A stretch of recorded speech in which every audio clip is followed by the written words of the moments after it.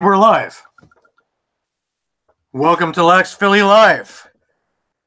I am your, so to speak, host for the evening, and my name is Gary Grube. With me, it has been a chore, hasn't it? I have Kevin Nybauer with me. Are you with me, Kevin? No, Kevin is, so to speak, with me. Sue, you're with me, aren't you? I'm with you, baby, all the way. Oh, what a great thing. At least I don't feel totally alone. No, I'm with you, baby. I'm with you. All right, well, until everybody else comes and joins us, because Kevin just went away again. But shall we pick up with last week's games in the NLL? Sure. Why don't we do that and see what exactly happened? Few things happened. Weren't many games, but few things happened. Why don't we start with the Toronto-Philadelphia game, and why don't you give me your take on what exactly you thought or didn't think about the performance? Well, given if you just look at Philly's record, it would appear that they're like a do nothing team. They're now 3-11. But they, and the Rock the Rock have a much better position. They're 9-5, but they made Toronto work for that win, and it should have been, a lot. It shouldn't have been that close. I agree. So I totally we agree. were lacking in both defense and offense. And I was getting annoyed because Rose looked like the Statue of Liberty in net.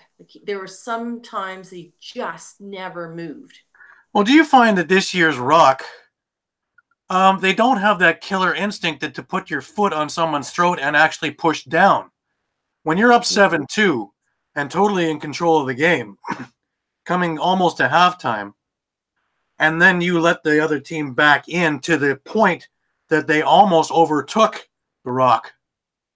That's not a killer instinct, in my opinion. That's a, give me the heart pills and we're going to have another game. No, it's almost like they're saying, "Oh, this is Philly. We don't have to worry about it." And that was one, and it's just a thought. But the thing that I saw that bothers me is that when it came down to crunch time, they started taking shots, but there was no shots from the inside. They were all from the outside. Yeah.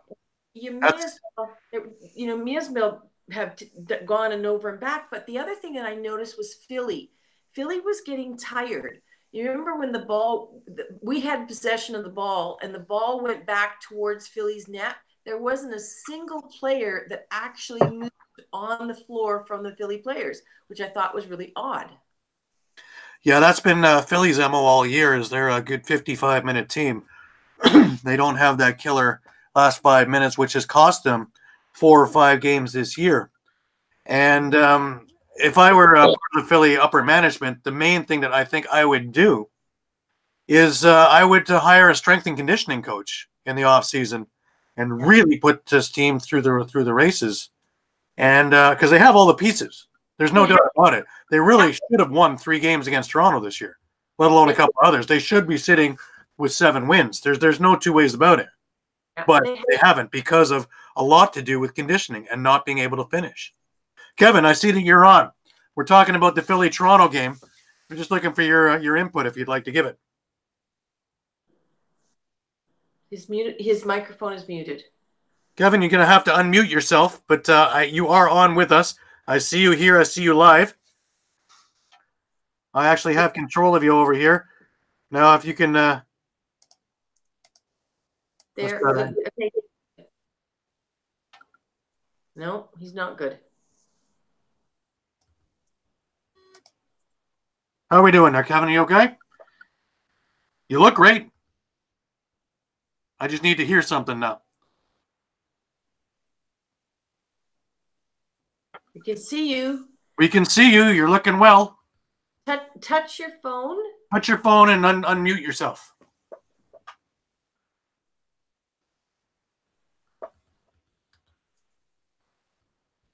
All right. Well, we had a close game there, and it's the first time in weeks that the Toronto offense actually showed up and played the full game.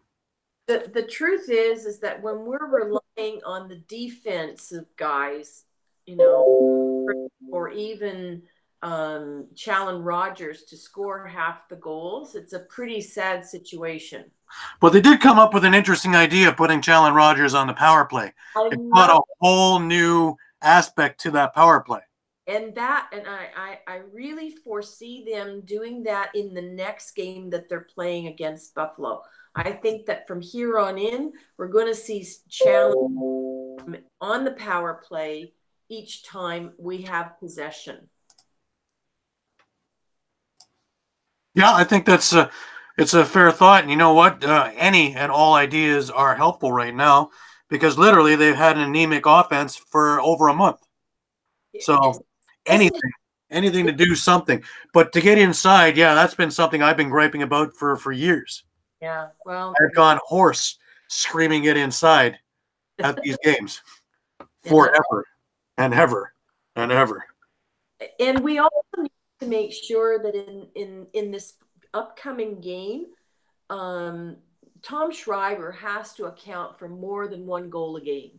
He's playing the quarterback right now, and we really need somebody else to do that. That's Hellier's job because we need him to be more close to the net. But I think they're holding their sticks too hard. I think that if they got a solid win, they've been off since the New England game on February 24th. So I think there's a confidence thing lacking with the guys at the moment. And it's just a guess, but they've squandered so many leads that they've had. The funny thing is that earlier in the year, it's kind of like last year. They had a spurt there where that didn't make any difference where they shot it from; it went in. Yeah. And the same thing happened this year, and all of a sudden, a couple of injuries happened, and well, here we are again, and. Yeah. Now I hold my breath every time we put the ball in offense. Right. So that really wraps up Toronto in a nutshell. I mean, there's we don't know who's going to show up up tomorrow night when Buffalo comes to meet Toronto at the Scotiabank Center. Well, they did come up with one other idea, and they put Brandon Slade on the offense, and I like that idea too because I think he's got all the tools to be a good offensive player. He's a tiny guy, though. Yeah, he's tiny, but you know what? So is Lintner and so is Hellier, and they're able to put the ball in the net. Kevin, I'm hearing you. Yeah, I think we got the thing figured out here. All right. You got some input to go here with our Philadelphia-Toronto chat. Okay, I'll jump back in quick. I know you guys are past on, but I think Philadelphia's kind of been management shot themselves in the foot. Expansion draft day when you effectively traded Chase Frazier for Zach Reed, and the last time I saw Zach Reed, he was in a carton of milk, and it's just been a few bad decisions. A few bad decisions coming down. Trading Cloutier because you got impatient. Or was that a panic move when Hickey got hurt and they needed to bring in a righty? I'm not Paul Day. I don't understand that logic on that. And Cloutier, he's probably thankful for Philadelphia because he's got a shot at winning the title. He does. He does. And he seems to be fitting in very nicely in Buffalo now when he doesn't have to. Yeah, well, he was out of shape here. He was out of shape here, but apparently Brown was in good shape in Buffalo. So it is when you have other guys that can run around. You look at Toronto, and Toronto to me is a mystery team. There's a few of them in the league. Toronto, they started out like a house on fire, and it seems like the MO every year somebody gets injured, and they basically shit the bed, excuse the language, for a few weeks, and they do enough to get in. They look like they're getting it together again. This is a very pivotal weekend for the East Division. Very, very true. Very, very true. So we're going to move away from Toronto now, and we're going to head over to Susan's favorite team. We're going to go to the SoCal Rock, better known as the San Diego Seals, and they had an event with the Calgary Roughnecks. And let me tell you, they got schooled. Those Necks, they got schooled. You know, I really like watching the Seals. The Seals have been a team that you can almost feel the electricity going through the live stream. And when you look at the scoring that Calgary has, they've got Dutch, Doby, and Dixon. I mean, there's certainly no slouches. But on the other hand, you look at the Seals, and they've got depth in both their offense and their defense. So, I mean, you know, it shouldn't have been as. I'm shocked that the score ended up the way that it went, and it was like a walk away for the Seals, and I had expected that Cal would put up a bigger fight. Right, I actually expected a bigger fight too, and I expected Christian Del Bianco to actually come up with a bigger game, where he really got outplayed by Frank Scigliano over in San Diego, and we talked about it yesterday, about how much better Frankie has gotten since he's been in San Diego, and he's dropped probably 50 pounds. He's much more agile a goalie. He doesn't get faked out as much or near as much as he did when he was in Calgary. Because if you remember, he was the starting goaltender and lost that job to Del Bianco because he was playing so not good, so to speak. Yeah. So great second life for him. And I say I know him. He actually worked for my cousin out in BC as an apprentice plumber. So that's great to see him really, really catch on. You know, and I'm really impressed the most on the Seals team, and he doesn't get a lot of airtime. You know, they don't talk about him a lot, but you know, let's talk about Garrett Billings. You know, he was 100 point a year guy when he was with the Rock. The Rock traded him to Vancouver, and it seems to me it was New England first. But he didn't stay there. I mean, that was just that he was there for a nanosecond. Yeah, he was there for the Crowley trade, though. That was the main thing, wasn't he? Well, yeah, exactly. And Suter, you know, but they always go back to the same place they start anyway. But he ended up in Vancouver. And if you want to kill a guy's career, send them to Vancouver, because I guarantee they will die. You know, he had a 100-point guy that was lucky if he could get 50 points up on the board. And so he hadn't played in 18 months. And, you know, I mean, I think that Patrick Merrill was a smart guy. Garrett was a free agent. He signed him in the off season. Everyone else was sleeping, you know, and look what he's doing now.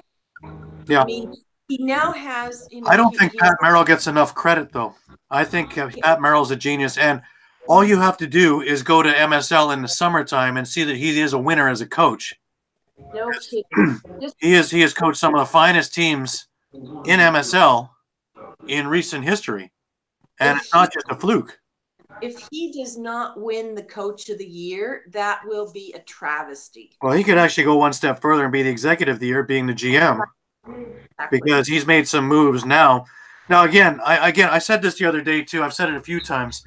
Is San Diego does remind me of the Las Vegas Golden Knights of the NHL, who in their very first year made the finals, and that was because every player that was selected. Now they did draft very well, but every player had career years in that year. We're looking at a bunch of guys who are cast-offs that are on San Diego, who when they got drafted, everybody looked at each other going, huh? But, you know, you have both Dawsons now, both having career years. You have Billings, resurrected, having, again, up near a career year. You have Austin Stotts, who is learning from these veterans at a continuous pace. You have Scigliano in net, who is having a career year. You have Adrian Soroketti, who nobody realized just how important he was to the Saskatchewan Rush, who is now showing in in San Diego, both as a transition player and as a defenseman, just how important he was to Saskatchewan winning those championships. And this is all coming together at the same time. Let's not forget Buchanan, because I mean that guy is in there like flint, you know. Yep, but if you look at his last couple of years in New England, they were pretty blah. Yeah, exactly. He had a couple of good years, but he was pretty blah. So resurrected again. Everybody's having that year at the same time. Hopefully they can continue this, because they're going to lose a bunch of these guys to retirement in the next year or so. And that might be, but I'm really excited when I heard about Connor Fields. You know, I mean, they drafted him. He was number 10 in the draft, and the Seals picked him up, and this guy was already on an injury. Yeah. So they knew that. I don't remember whether he tore his ACL or his. Yes, it was the ACL. Yeah, holding, right? Yeah. For that. And they have been waiting patiently, and the kid has just been cleared to play. So I half expect that we're going to see this kid in the lineup, and I'm excited to see what this kid looks like. Right. You know, I do think that Merrill is a genius, and he saw something in this kid that nobody else saw. Yeah, I agree. Kevin, do you have something to add to us on here with this San Diego Seals team? Yeah, both made very good points. I'm going to harken back to your comment, Gary, on strength and conditioning, and I'm going to firmly put the bullseye on Franco Siciliano on that. Like you pointed out, he lost the weight, and whatever he's got, he's rejuvenated. Is that strength and conditioning coach, or it's just a change of environment? And Connor Fields, who I followed it when he was with Albany, and the kid was playing literally on one leg for 2 years with that ACL. You take him at number 10. You're going to have to maybe not have him for the entire year. But the last thing San Diego needs right now, or the league needs right now, is for San Diego to get better. And that's just what's going to happen. Whenever he gets activated, San Diego has gotten better. So, hearkening back to your Las Vegas Golden Knights thing, yes. And, you're an expansion team. There's two ways you can approach it. You can approach it the Philadelphia way as, we're going to have 5,000 season ticket holders who are, as they say, just glad to have a team. Well, then you have the San Diego thing where the sport, the game is completely new. So you're almost mandated to win right out of the gate. And, to me, Susan said it and Gary said it, that Patrick Merrill, without a doubt, is the executive of the year, the GM coach of the year. He's not catching lightning in a bottle. He has a track record. The guy knows what he's doing. They are a legitimate force. They're not going away. Yes, some of their guys are going to be retiring in a year, 2, 3 years, but you know what? They're going to retire with 2 championships. Yeah. I see them winning all the way this year. Well, I'm going to let them play the games, but I see them going very far into it. So, hopefully I have a trip to San Diego ahead of me come June. We're going to call road trip on that one. Road trip. There we go. Because God knows I don't want to miss my streak of all these finals and watching the Cup. So, well, you go to San Diego. It's been my MO for a number of years now.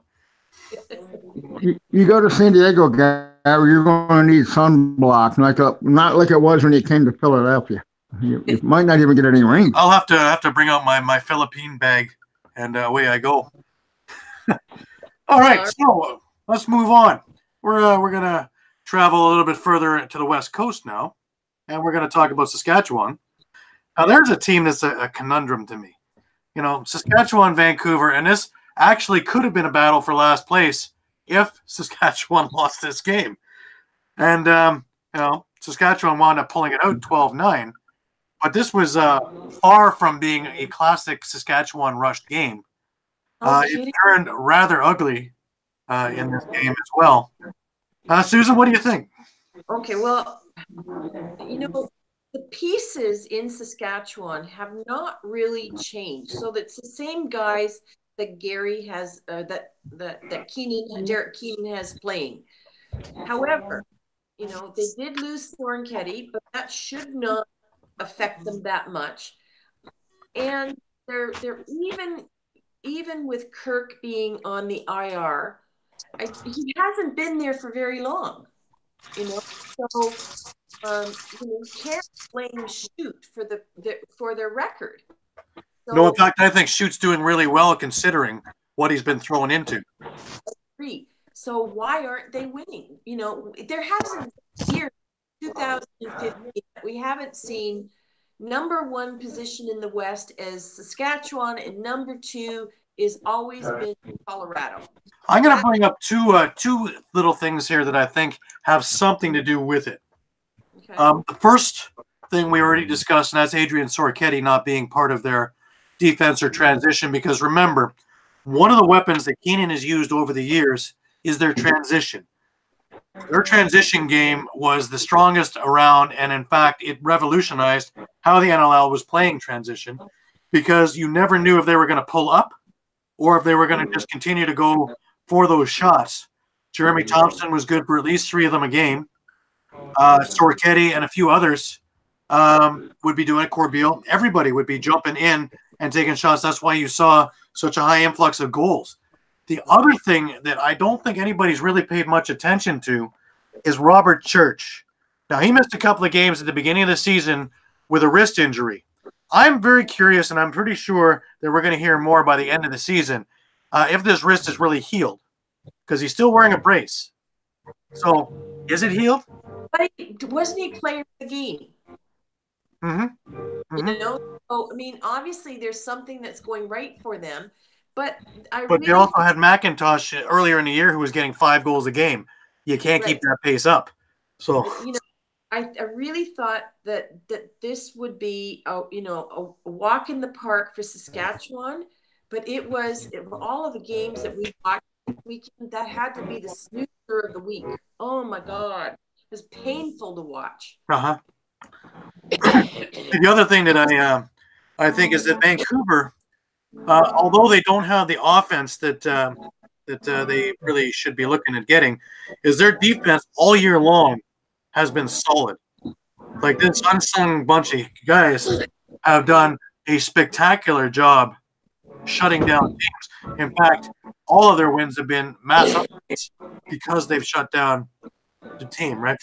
But, you have guys like Logan Schuss who are still coming to all the games, which is a nice change, because in years past that hasn't been happening. Mitch Jones, but they need a whole lot more than that if they plan on actually putting a couple of W's up. To be honest with you, I think that the other person that gets, is the unsung hero for Vancouver. I think that Eric Penny is the one that's given them the wins that they have. That's surprising, isn't it? Very, very surprising considering Aaron Bull. But you got to remember, Aaron Bull's mind is not on the game. He's playing. He's showing up. Kudos for him to show. But, he can only be, so much there. He must be, if not physically drained, mentally drained. And a little bit of a relief to get away from things and actually forget about things for a few hours. But there's only so much that the guy can give. But I also think in Vancouver's situation, forget about the rebranding, okay? Because they started as the Washington Stealth. Well, San Jose, actually. Let's not go back that far, but let's go back to when they were winning in Washington. Yeah, exactly. They were in Washington, and then then they were struggling to get 3,000 people to come watch them. And then they go to Vancouver, and in Langley is the lacrosse, capital of everywhere. I mean, I don't know. I've done that trip, and you need a lot of time. There's no way you can get anybody from the island there who's not going to stay overnight, because you have to ride the SkyTrain from downtown for an hour to get to Surrey, and then you got another 45-minute drive to get into Langley. So I don't know many people who are not committed or should be committed to do that travel. So, but that's the point. They've relocated the team. Well, right now they're in the center of downtown, and it's right on SkyTrain, and it's right everywhere, so they should be able to get everybody in there. Exactly. And the point is, there's 2 points that I have. It's like they don't have the guys, and I also don't think that their management recognizes the talent that they have. Because you look at, Billings, who's there, and he's not performing. You look at, when they traded Hickey, and we said, who the hell is he? He was riding the pine for 2 years in Vancouver. He came to Toronto on a trade where nobody knew who he was. All of a sudden, blew up. That wasn't, it wasn't really all of a sudden. It was untapped potential that they keep missing. Yeah. So they're good player, but for some reason they don't end up in the lineup, and I don't get it. The funny thing is, we've gone through 2 management systems though now, because the entire front office crew was gone as soon as they moved from Langley to the Canucks over in Rogers Center. I'm going to bring Kevin in. Kevin, what do you think about this? I think the front office thing is the key, because you just pointed out that it was an entire new front office, and they basically that is an NHL run franchise right now. So I'm not saying that the front office people aren't lacrosse people, but I don't know that they are. And I was tracking the free agency signings in the off season. And of course, San Diego and Philadelphia led the charge, but Vancouver was right there. They almost 90% new roster that they had brought in.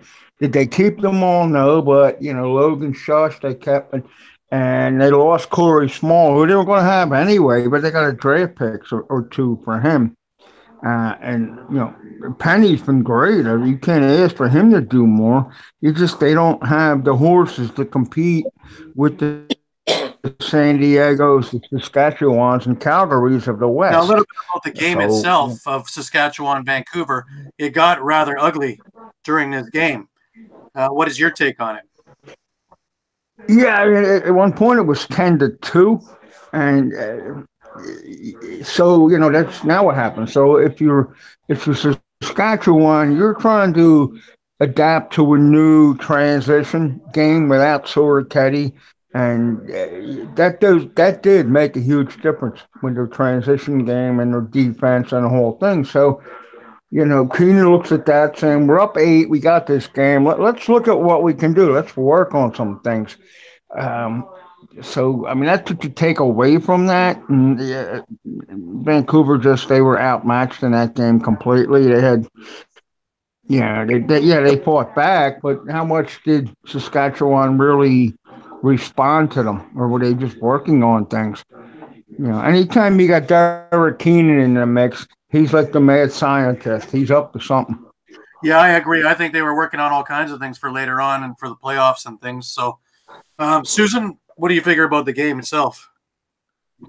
I was disappointed, to be honest with you. I thought that they were going to, Saskatchewan was going to do much better than they did. Yes, I mean, there's another team, that they squandered a huge lead, and, the Billet fight at the, didn't help. I don't see what the point of that was, but, I mean, they got their frustrations out, and that's the problem that they have right now, is that I think they're a frustrated team. Right. Overall, and I think that's affecting their record. It's affecting their scoring. It's affecting their O. It's affecting their D. And it's okay. Kirk is an amazing goalie. There's no doubt about that. But I really think that Adam Shute needs to get the credit, because he is, for being stuck in a situation, a bad situation. He's really made that bad situation. Right. Credit, for doing what he's doing, but it's like, okay, he doesn't have the front, he doesn't have the D, he doesn't have the O. I don't know where they went, but maybe they're sightseeing with Toronto Rock. Who knows? All right, let's move on. And the hot potato of the week. We go to Sunday, and we talk about an upset of New England losing to Rochester, but that almost is secondary to really of the story. Susan, you want to take this one? Oh God, I hated this game. Absolutely. It was just like, where to start? Where to start? First of all, let's talk about Rochester, okay? Since they made all of the moves before the trade deadline, so they had 6 moves that they made. I gotta say that Rochester Nighthawks became Hawks. And look at Withers. Withers on the face-off, that guy is amazing. He's the one that you got to give the credit to, getting the ball to his team. That's been his MO, though, his whole career. He don't have anything else other than the face-off man. Yeah, but look at his game. There was one game that he was 29 out of 30, and the record was 30, and it goes back. They're that they have Withers. In New England, geez, don't want to beat a dead horse. But Crawford's first time on the field since, or on the floor since his suspension. So he won the arbitrator lot, and he skated on the suspension. And I would have expected that he would contribute more to the scoring than he did.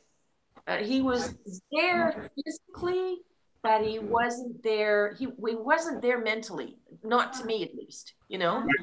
So it was a really big disappointment. Their New England is better than that, but like, okay, that was another snoozer of the week. Yeah, I agree. We had a little bit of extracurricular activity, but the more that I look at this hit, and maybe you guys want to back me up on this one or not. The video that we've seen a clip of only shows partial of it. Really, to blame, you watched this game too, Susan, is the officiating, which we've talked about all year long, which has been absolutely 1,000,000% abysmal. There's no other words about it. It's been abysmal. There's not one game to the next where things are actually the same. Calls are entirely different. Everything is a personal viewpoint. Whether it's a 2-minute, a 5-minute, a match penalty, or something else, nothing is consecutively the same game in, game out, which is retarded. There's no way you can prepare for knowing what rep is put there and how you can prepare your team. It's impossible. Now, everybody was talking about the Crawford cross check, which is, in my opinion, physically impossible when you don't have a stick in your hands, because the whole thing actually had a couple of slashes beforehand, which started this from Withers. Then he slashed the stick out of his hand, and it's all going for the ball, so everything is still, solid play. Now, Crawford got up, and again, O'Brien brought it up on his podcast, and I agree with him. When you're talking about an offensive player who's not a hitter, you're going to get hits that are not exactly great hits. And that's exactly what happened. It was a spur of the moment, heat of the moment thing in which he shoved back. Now, I think he was aiming for the chest, whether he got him a bit higher or not. Withers deserves an absolute Academy Award for flopping, because there's no way that they looked like it was the Lincoln shooting. Somebody was looking for the grassy knoll, for crying out loud, because that was just retarded. And I agree with you on that. Let's just address Crawford for 2 seconds. Okay? He came off and knows all eyes are on him. Yeah, no, I agree on that. Yeah, he has to watch his P's and Q's. But he's got to play a game too, right? No, I get that. But, let's go back to, when he was in Colorado. I mean, he's been such a fun guy to watch. But since he's been traded, he's a different guy. And, he is a, the arbitrator did get it right, that he is a 14-year veteran, and he was, I don't believe he is now, but he was on track for MVP. I do not believe that he's going to win it this year, honest to God. But he was always fun to watch. And the combination between Crawford, McLaughlin, and Rue was phenomenal. Right. You know? Right. Now you move that piece, and it's like Colorado fell apart, and so did Crawford. You know?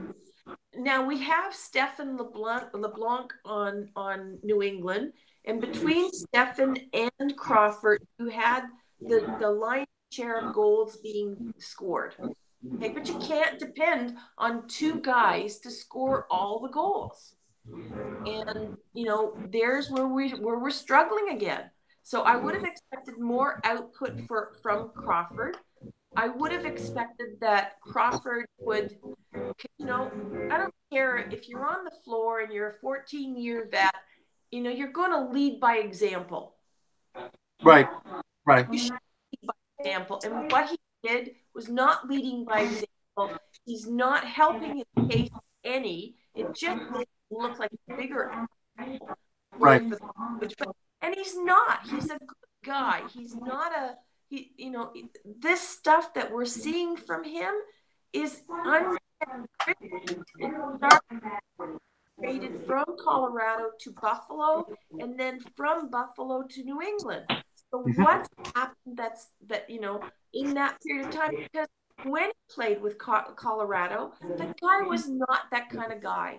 And I really liked the Callum Crawford that was in Colorado. I can't say that I lost some of the respect that I had because I think it was a cheap shot. I do agree that I think it was a temper thing at the time in the heat of the moment, but I expect that a 14-year vet can control his temper and teach the other guys on the floor how to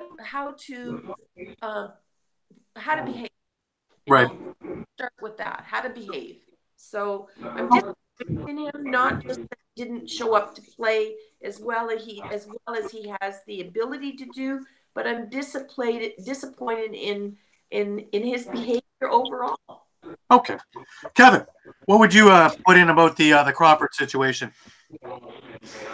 Well, I like myself with many people did a knee-jerk reaction with, oh, look at the cross check, and then I looked at the video 3 or 4 times, and I followed the play out, and okay, yeah, he came up high. To me, I think he was aiming for Withers' chest. Okay, he got a little high. Withers again, Academy Award performance. He sold the call. He got it. And to me, at that point, that's an indictment on the officiating crew. Again, as you mentioned, they've been abysmal. That should have been all right. I got Crawford double minor for roughing, and I got Withers 2 minutes for embellishment for delay a game, because that's the way I would have called it. Exactly how it should have been called. 100%. I believe that 100%. But of course, our Keystone Cops, they botched that one up like they botched many before. And they're gonna botch many more. And New England is just the ultimate and a head scratching team. I mean, how do you lose to Vancouver, Rochester, and Philadelphia twice? And nobody else in the league has done that. But then they'll go against Saskatchewan and they'll hang right in. Do they play down to their opponents? Or do they play up to their opponents? And like Susan said, really, they got 2 guys carrying the ball offensively, literally LeBlanc and Crawford. Crawford's going to, whatever the league hands down, Crawford's going to play this week because the players' union is going to appeal that.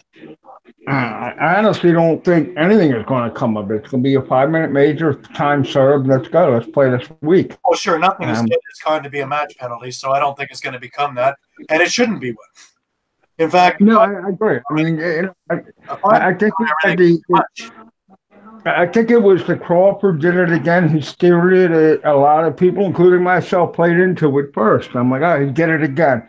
And then you sit back and you take a breath and you look at it again and say, no, it's maybe a double minor for coming high, and Willer should have got something. Yeah, again, the video was cherry picked also that we all got to see. It doesn't show anything beforehand, and it doesn't show really anything afterwards. So it's situated itself on that little event to nail Crawford, and that's it. So Yeah, I really believe if we saw the 30 seconds beforehand, that you probably see a whole different idea and thinking Withers maybe deserved a little bit maybe a double minor to go with it. I think that the gift that they sent that they used on that and crosshairs. Well, we know it, and so do the other teams. So if I'm I'm a Rochester player, I'm going to try and entice him into doing something, which I think Rivers did, because is he or is he not a loose cannon? It doesn't matter. The refs are looking at him. He's going to get called for every little infraction.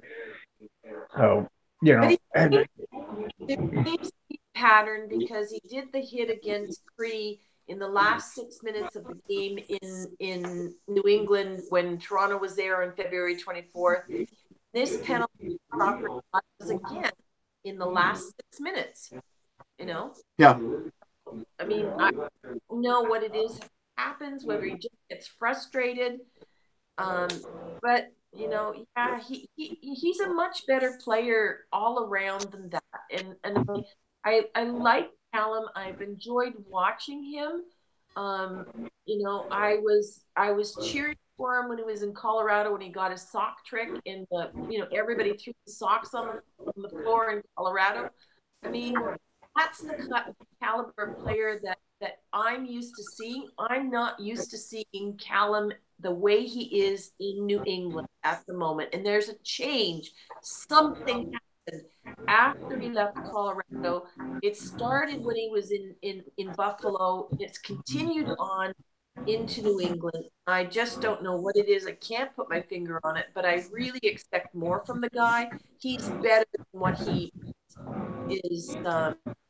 is performing, and his attitude is definitely lacking at the moment. He's made some really bad judgment calls, but he's better than that. He really is better than that.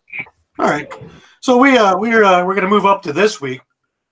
We have 6 games on the docket, and just briefly, just want to get your opinions on how you think these things are going to go. So why don't we start with you, Susan? We're going to put Buffalo, Toronto, and let's see what where we wind up here. All right, so would Toronto win?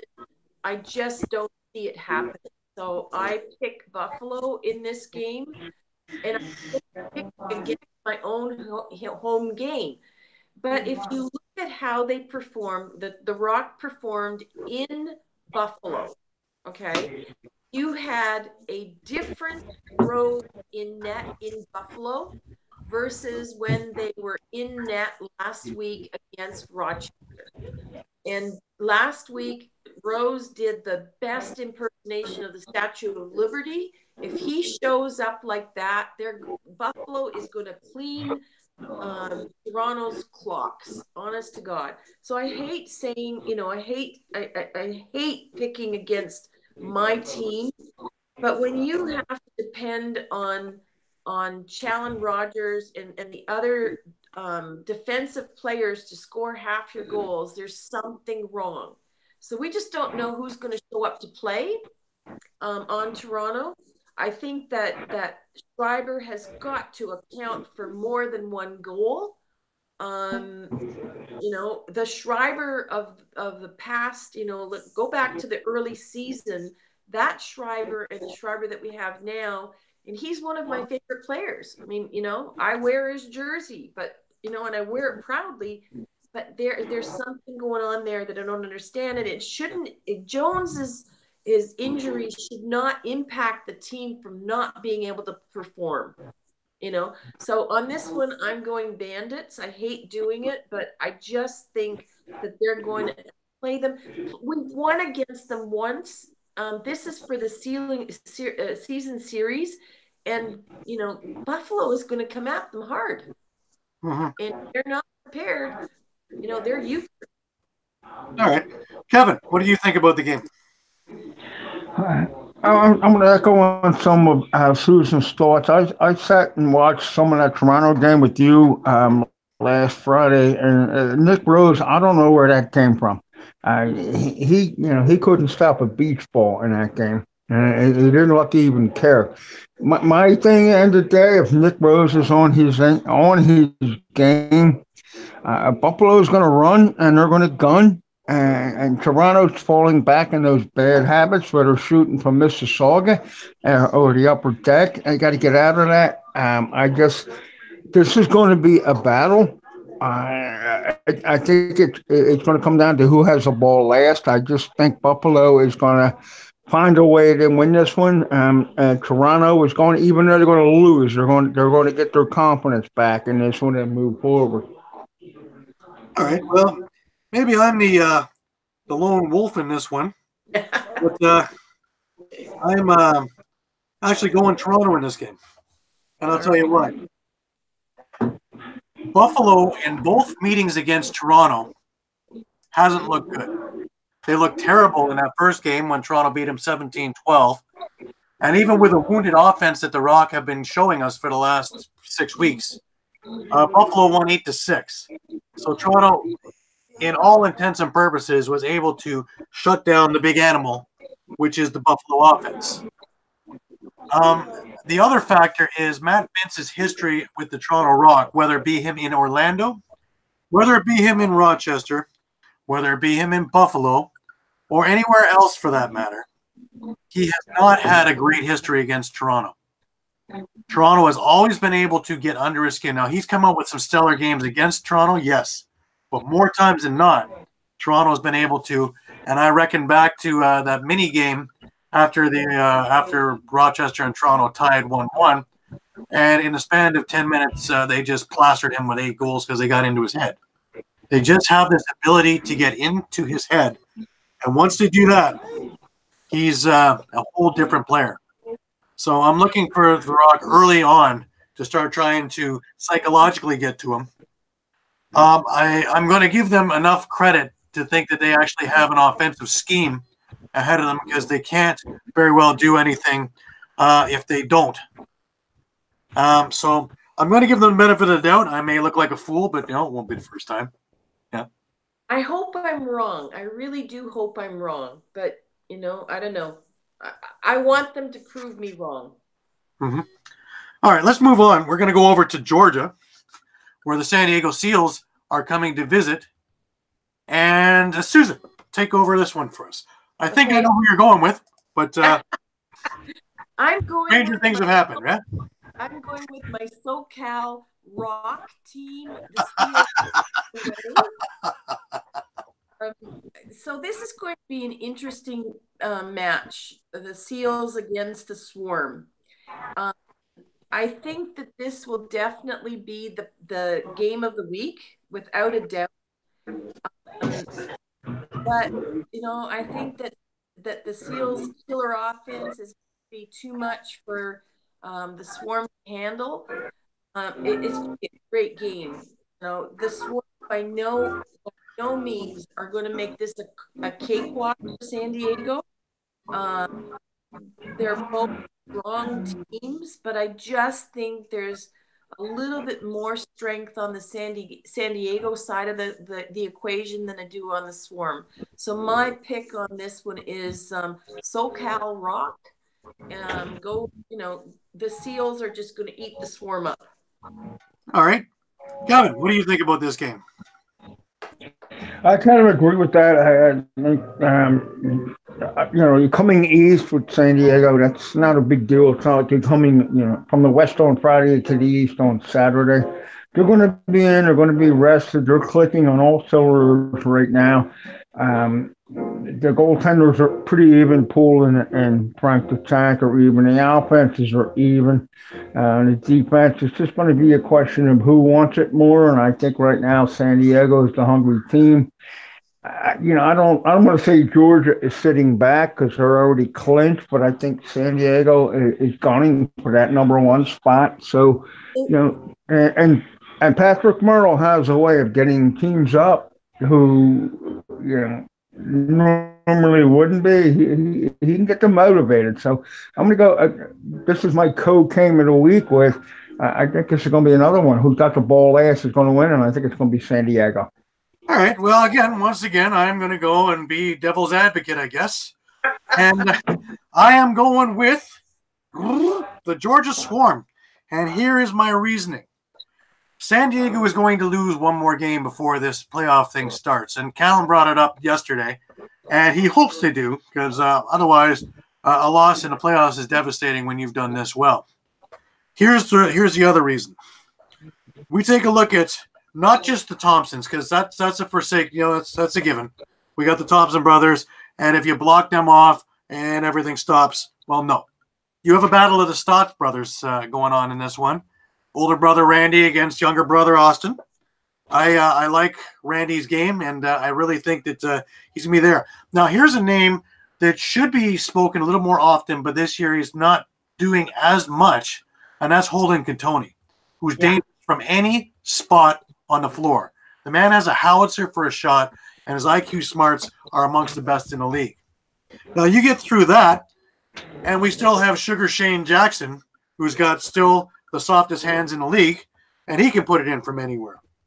But we get through that, and now we have a little more grit, and we have Chad Tutton. And he can always put one in nicely in transition. We can also look at Adam Wiedemann, who I know very well from the Brampton Excelsiors. And he's been having a great year on defense/transition.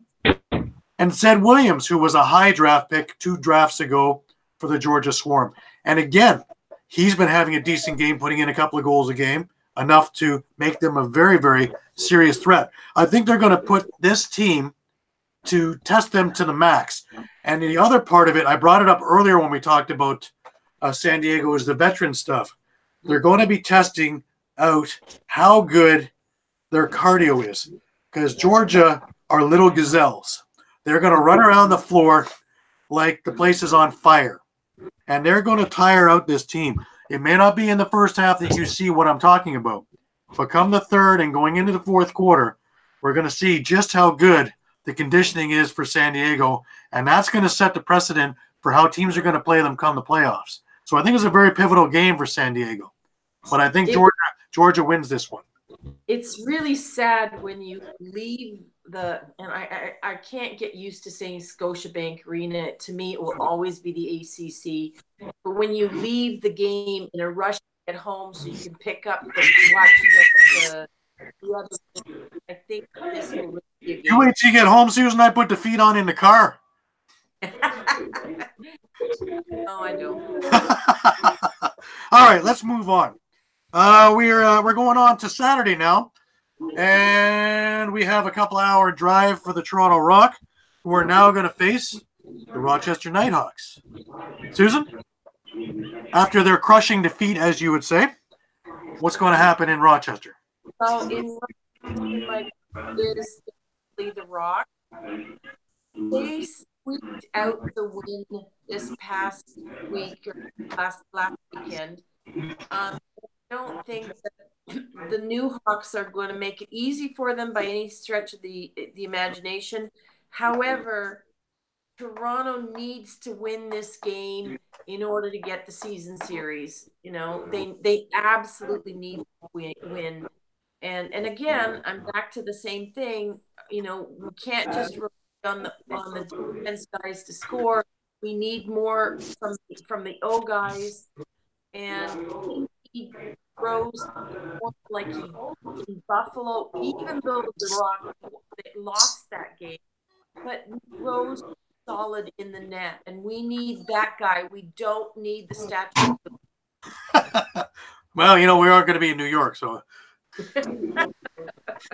Kevin, Toronto, Rochester, what do you think?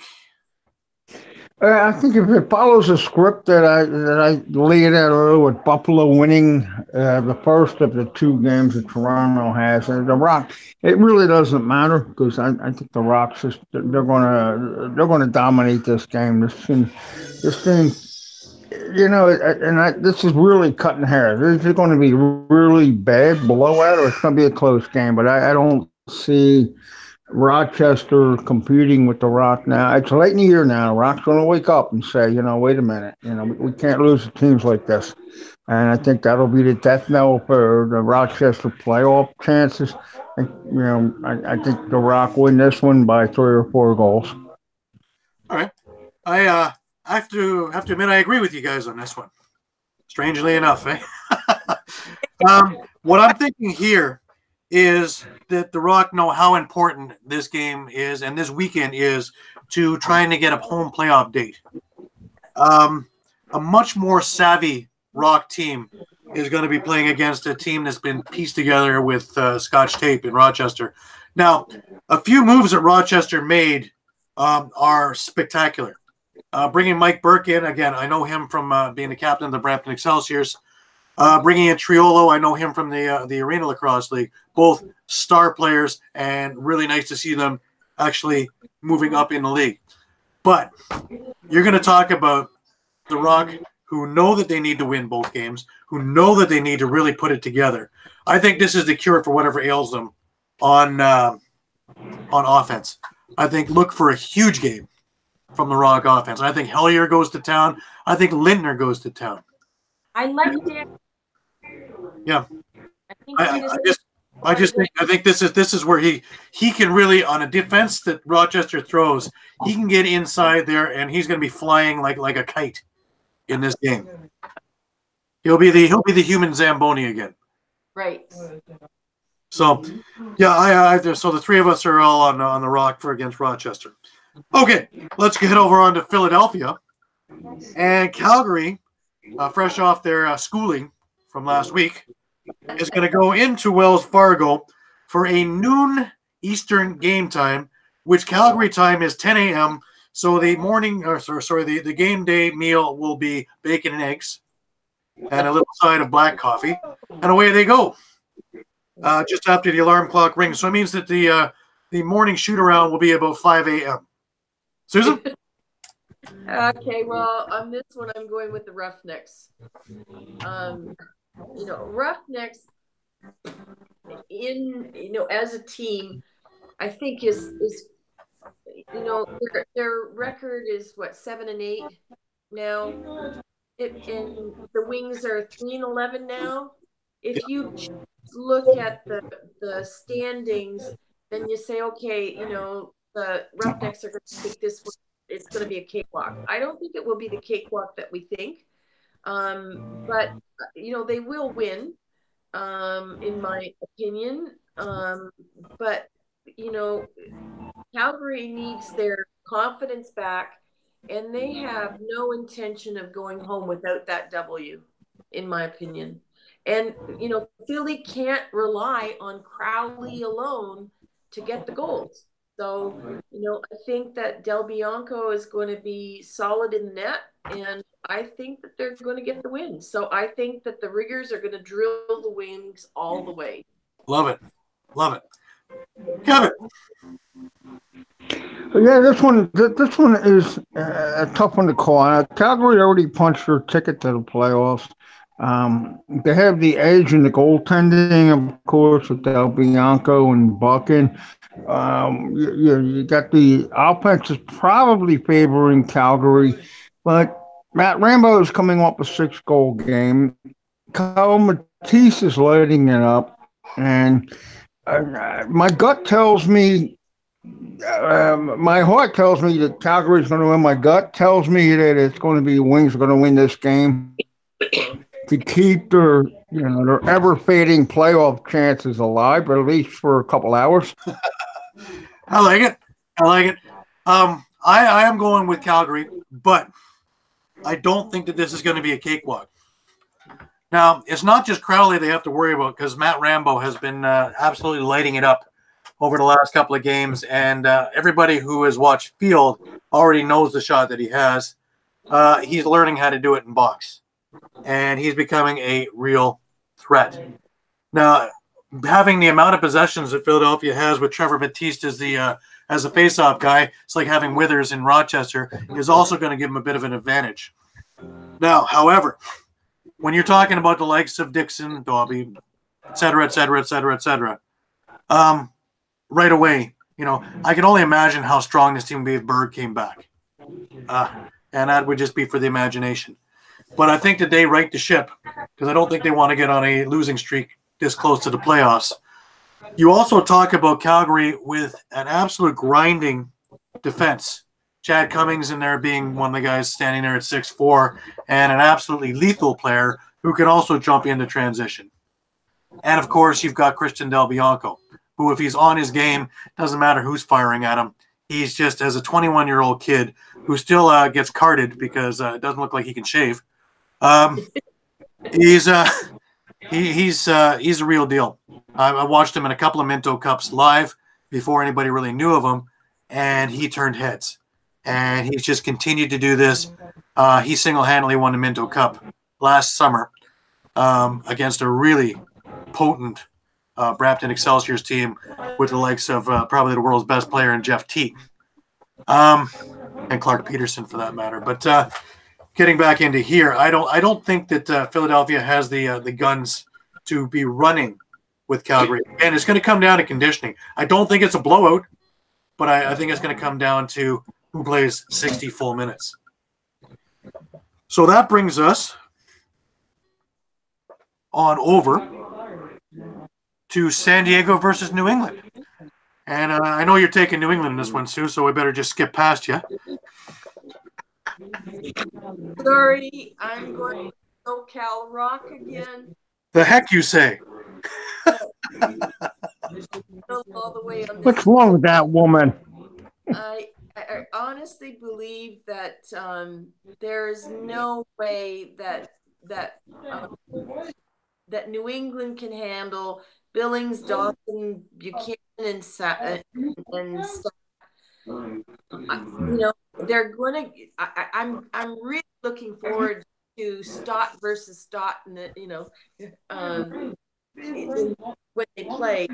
But in this particular game with the Black Wolves, they still only have Crawford and LeBlanc, and they're not going to win a game with a powerful offense that San Diego keeps showing up with, and their D solid too. And Frank the Tank has been solid in the net, and I'm so happy for it.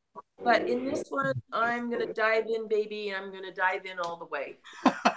Wonderful. All right, Kevin. Okay, here's my spin on this. San Diego has the better goaltending, the better goal scoring, the better defense. Everything is better. New England has lost to, as I mentioned earlier, Rochester, Philadelphia twice, and Vancouver. All these reasons add up, and there's no way in the world New England can win. That's why they win this game. Because San Diego's going to come up from Georgia. That's not a simple get on the plane, get off the plane, get in the hotel. You get it off the plane, you're going to come off a physical game before that where, bodies aren't going to heal that quick when you got a long plane ride, and then you got to get on a bus and ride for another couple hours. So I think just for that reason alone, I'm going to go with New England. And New England is the most unpredictable team in the league. But I think they win this when they clinch their playoff spot. San Diego walks away with a one-on-one weekend. All right, very good. Me personally, I'm going to go with San Diego in this game. With all the distractions that are going on in New England, let alone anything else, I just think that there is not full attention being put onto the game. Also, with the likes of, Susan puts it, with Stotts and Billings and Dawson and so on, I don't care if it's Bouquet in net. I don't care if it's Jameson in net. I don't think that they can handle that kind of firepower for 60 minutes. And I think Scigliano can handle LeBlanc and Crawford. So I'm going, surely I'm going with San Diego in this game. Just a quick comment here. Yep. I'm really curious whether we're going to see Connor Fields at all. You know, are they willing to put him in the lineup? You know, he's been you know, that he's a great draft choice. Will he see the lineup? So that's the only thing. I'm excited to see what the kid has. I'm pretty sure if there's a game that you could play him, this might be the one. Especially after a grueling game the night before, they might want to switch out a player or two in a game that really doesn't mean that much to them. Right. It's possible. All right, that brings us to our last game of the weekend. Boy, oh boy, oh boy. Saskatchewan and Colorado. So you want to start us off? You bet. Okay, on this one, I'm going with the Rush. You know, the problem with both teams is both teams have been really inconsistent this Colorado, you know, is really their confidence is not there, you know. But I think we're going to see them relying on Kyle Killen a lot. And I think we're going to get to see McLaughlin again, you know, rise to the top. And, you know, between Killen, McLaughlin, Lee, and Rue, I think that, you know, they're going to get a bunch of feeds from Vitarelli.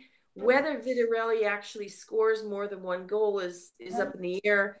But, you know, having said that, I don't think that the Mammoth are up to facing Matthews, Church, Messenger, I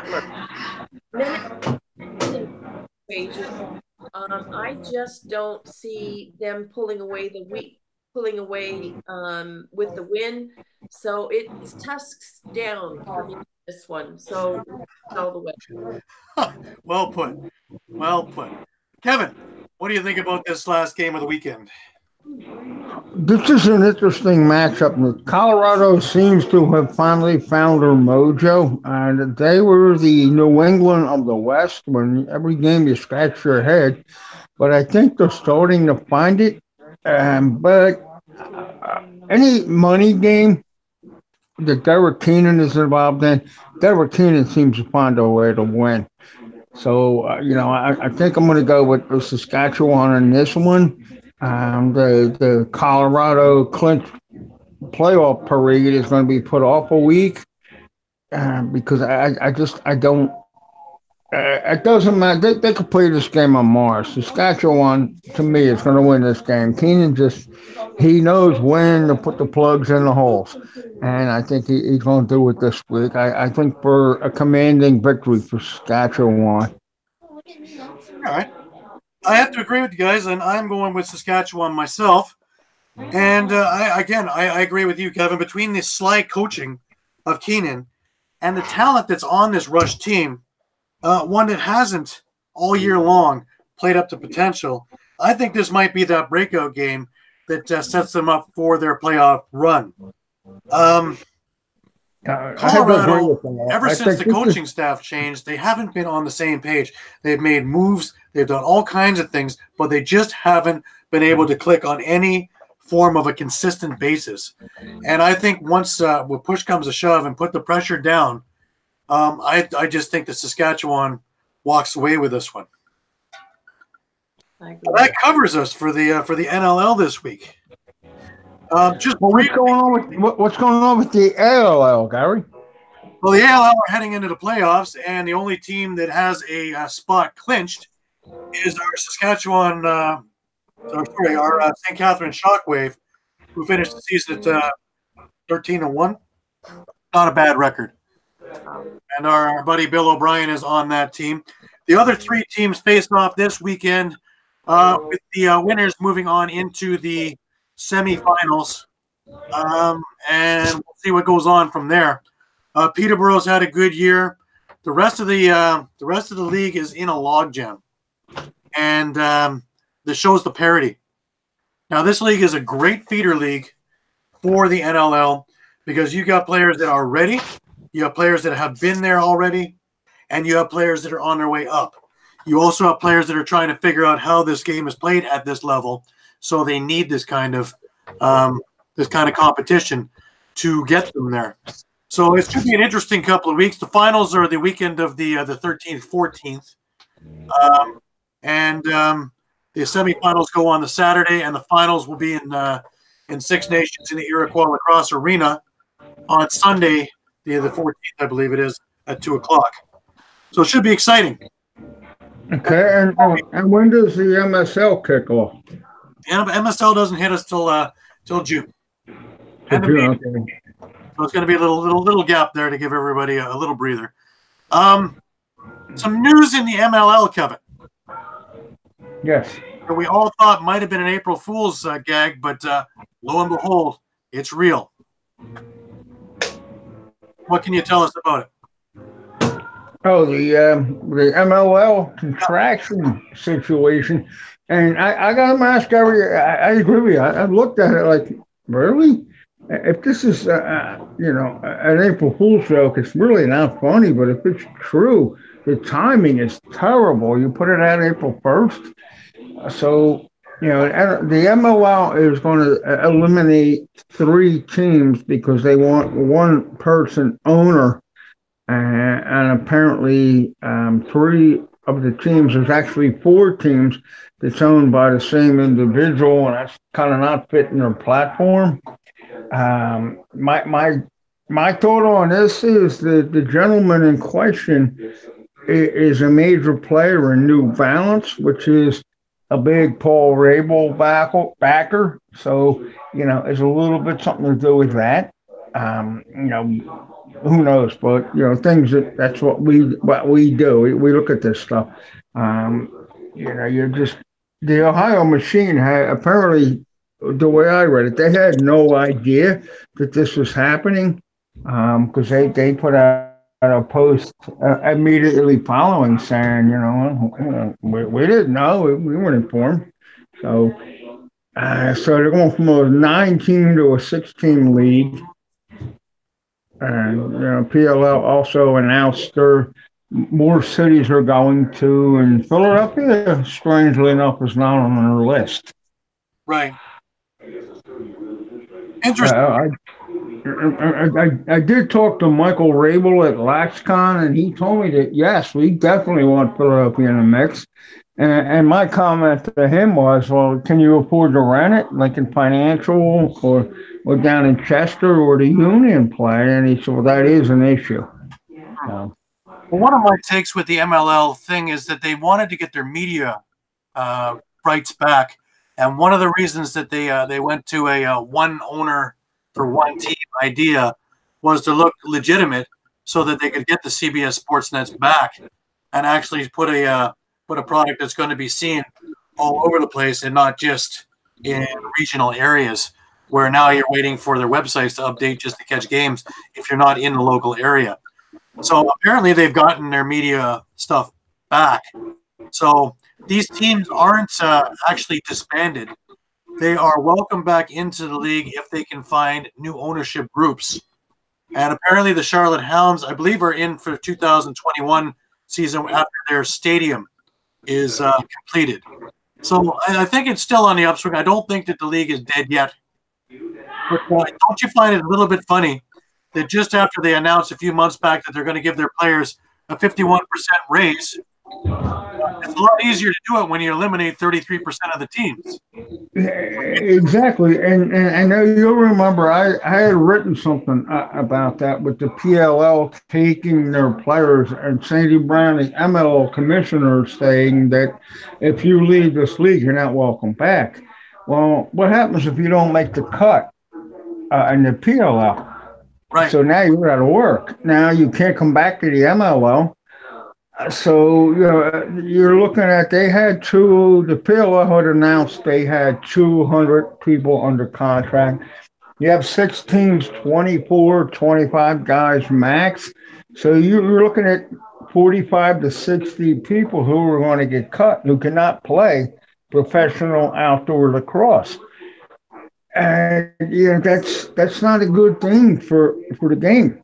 Well, we're expected to see them in both WLA and MSL too. So there are a bunch of other outlets for them to play. So it was sure it was a risk, but lucratively, it looks like it was a chance for them to actually make some money. Which, as we all know, lacrosse players are notoriously way underpaid for the effort and abilities that they have, which is ridiculous. So any and all opportunities that they get to make money, I'm all for it. I mean, waitresses and bartenders probably make more than professional lacrosse players. Yep, and they can still make it to work. I'm not bad mouthing that profession either, but I'm echoing your thought that they're just way underpaid.